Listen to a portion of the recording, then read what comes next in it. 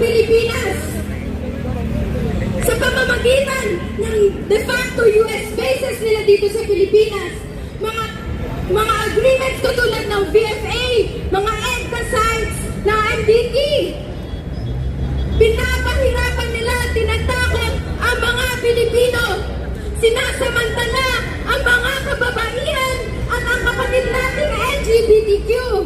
Kaya, naniniwala ba tayo na kaibigan natin ang Estados Unidos?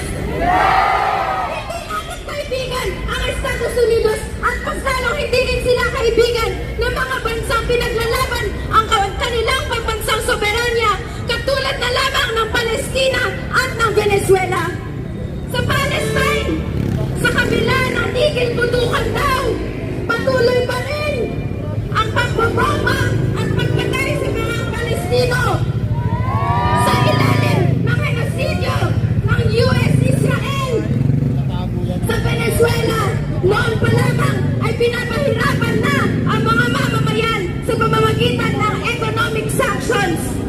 At neto lamang bagong taon ay binomba ang Caracas at dinukot ang anti-imperialista nilang lider na si Maduro. Kaya naman, kaibigan ba ng mga bansang pinaglalaban ang kanilang soberanya ang US? Pareho rin ang sitwasyon dito sa Pilipinas. Dito sa Pilipinas, kontrolado pa rin ng Estados Unidos ang ating likas na yaman, ang ating ekonomiya, ang ating lakas paggawa. Kaya naman, sila ang pangunahing rason kung bakit naghihirap ang mga mamamayang Pilipino. Tama ba yan?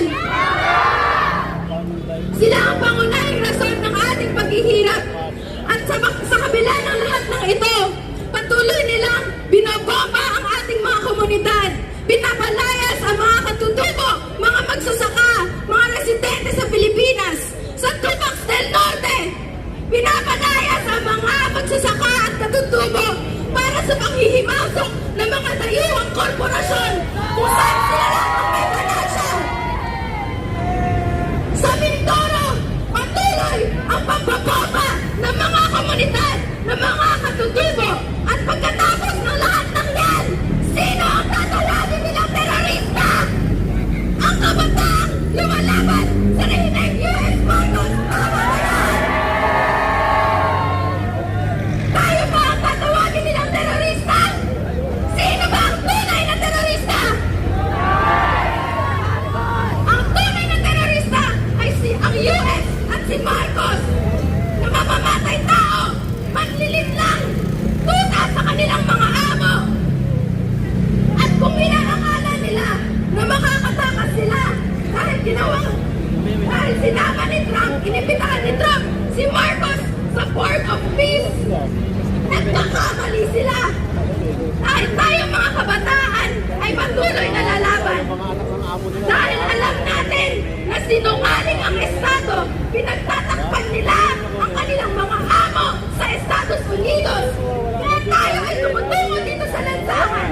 Tumutungo tayo sa kanayunan upang alamin ang tunay na kalagayan ng mga Pilipino.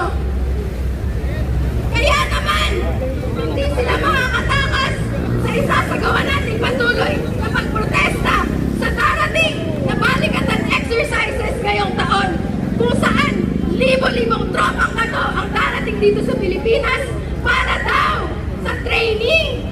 Pero ang totoo, pinagpapa lang ulit nila ang mga komunidad dito sa Pilipinas. At sasalubungin din natin ng protesta ang ASEAN Summit kung saan ang mga bansa dito sa Asia ay gagamitin nila para sa gera nila sa ibang bansa katulad ng China.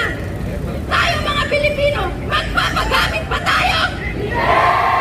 Hindi tayo magpapagamit. Lalaban tayo. Sisingilin natin ang rehimeng US Marcos sa mga krimen nila sa sambayan ng Pilipino dahil sila ang tunay na teroristo. Sino? Sino? Sino ang terorista? Ang US, si Marcos, sila ang terorista. Imperialismo! Ibagsak!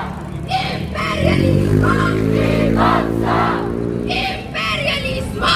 Ibagsak! Kaya naman mga kabataan, huwag matakot tumaban, tumungo sa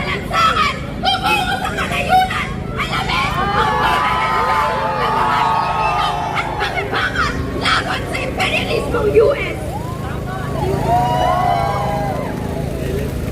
Maraming salamat ang kabataan, mga kabayan! Lumalaban! Kabataan, lumalaban! Mga kabayan! Ang tao, ang bayan! Tuloy-tuloy ang laban! Ang tao, ang bayan! Mag-ibaka! Huwag matakot! Huwag matakot! Mag-ibaka! Imperialismo! Ibagsak! Imperialismo!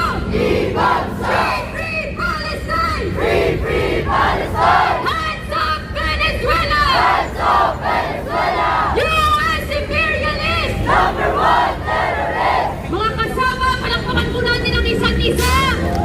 Sa araw na ito ay gumawa tayo ng kasaysayan. Hindi nagpahuli ang mga anti-imperialistang mga Pilipino na naninindigan para sa pambansang kalayaan, para sa karapatan sa sariling pagpapasya, para sa pambansang soberanya at sa ganap na kalayaan. Mga kasama, tuloy-tuloy po ang ating pagsasamahan, ang ating mga pagkilos dahil walang ganap na malaya hanggat hindi tunay na malaya ang bawat isa. Mula sa mga karagatan ng Caribbean, hanggang sa ilog ng Jordan, hanggang sa kabundukan ng Sierra Madre at ng Mindanao. Lalaya ang mamamayang lumalaban. Maraming salamat at magkita-kita po tayo sa susunod na mga pagkilos.